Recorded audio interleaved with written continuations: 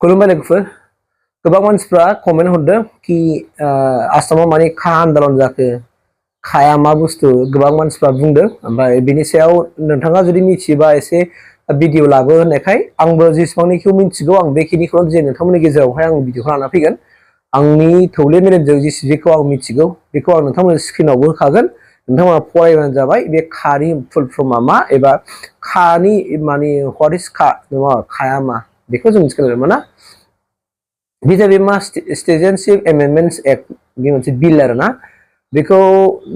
2019 आवहाय इन्डियाआवहाय बेखौ मोनसे पास खालामदोंमोन जे मा होननानै बुंदों जोंनि साखाथि फाखाथि माने हादोरनिफ्राय फैनाय जेरै बांलादेश पाकिस्तान आफगानिस्तान बायदिनिफ्राय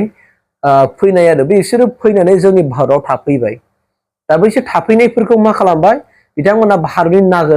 माने नोगोरारि जाबाय माने सिटिजेनशिप जायखौ जों इंलिसाव होनना बुङो बिथांमोना सिटिजेनशिप जाबाय नोगोरारि बिथांखौ गनायथि होबाय आरोखि बिथांमोना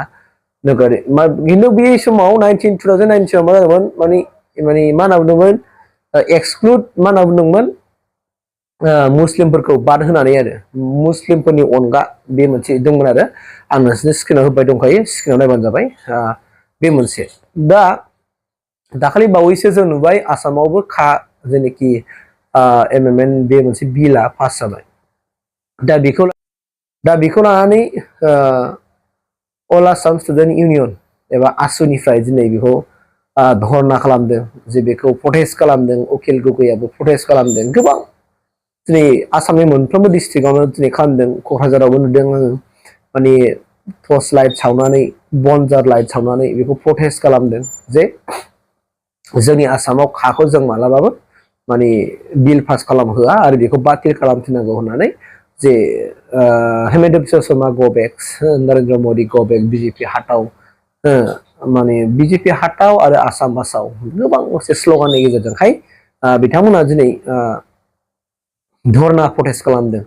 दा बे धरनानि गेजेरनि खालामनाया बेनो जे बिथांमोना खाखौ बिल खालामोबा जोंहा मा लाब दं जोंहा मा प्रफिट दं आरो सासे फंबाय आंनाव सोंहरदों कि खाया बिटिसिआव एलाउ जागोन ना जाया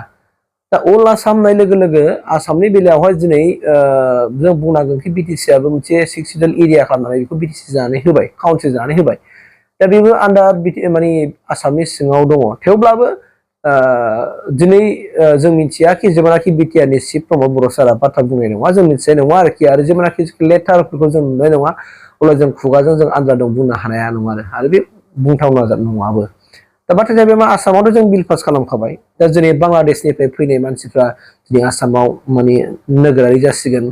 पाकिस्ताननिफ्राय फैनाय मानसिफ्रा आसामाव फैदोंब्ला बिथांमोना नोगोरारि जासिगोन बांलादेशनिफ्राय फैनाय मानसिफ्रा दिनै फैदोंबा आफगानिस्ताननिफ्राय फैनाय माखासे मानसिफ्रा जोंनि आसामाव दंफैयोब्ला बिथांमोना जे नोगोरारि जानो हासिगोन आरोखि दा बे आयेनखौ पास खालामबाय दा बुहुत सक फैलायदों जुदि बिथांमोना जुदि फैनानै जुदि नोगोरारि जाफैयोब्ला मा जागोन थारैनो आरो बिथांमोना बेसेबां मायथाइनिफ्राय जोंनि आसामाव थाफैनाय जानांगौमोन आं स्क्रिनाव होखागोन नोंथांमोना बेखौ दा फरायबानो जाबाय दा बे आरो बाथ्राया ओंखायनो दिनै बे प्रटेस्ट खालामनायनि बेलायावहाय डक्टर हिमन्त बिश्व शर्मायाबो बाथ्रा बुंदोंमोन आं बे बाथ्राखौ मोजां नायजोबनो मोनाखै मैया माखासे बेस्थ'नि खाथिरावहाय दा बेखौल' आं बुङो कि खाया जुदि जायोब्ला जोंनि आसामाव बिपद दङ आरो आसामाव माने आसामनि थागिबिखा जायफोरनाखि थागिबिखा बिथांमोनहा दिनै थानाय दंखायो स' बिथांमोनानो दिनै माने सेफगार्ड नङै बायदि जादों जे बायह्रानि मानसिफोर फैबाय थानायावहाय जे नोंथांमोना होनबाय त्रिपुरानि मायाव दिनै त्रिपुरिफोरनि थाखाय दिनै हादोरा माने सेजाजोबनो नागिरबाय बेबो बेंगलिफोरनि माबायाव सेजोबजानो नागिरबाय बिथांमोनजों सासना बिसोरजों थांगासिनो दं दा बे बाथ्रा आरो बै समावबो जोंनि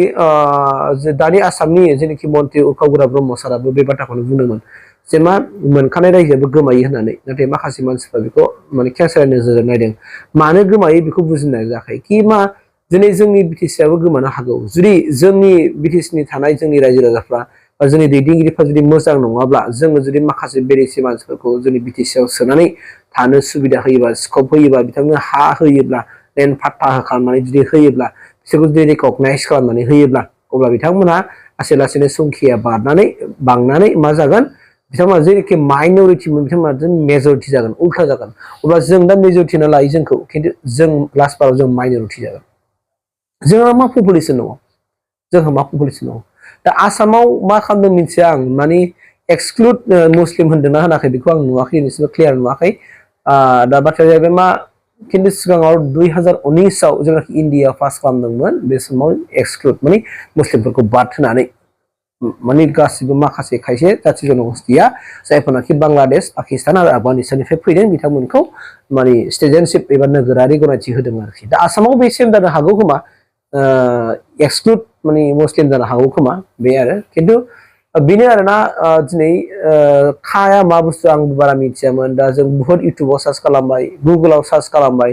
माने नोंथांमोनाबो नुगोन आरो व्हाट इज खा होननानै लिरबानो मिथिगोन आरो खानि बुस्थुआ मा बुस्थु आं दिनै नोंसोरनि स्क्रिनाव होगासिनो दंखायोखा होगोन नोंथांमोना फरायनानै लाबानो जाबाय दा बे आरो बाथ्राया ओंखायनो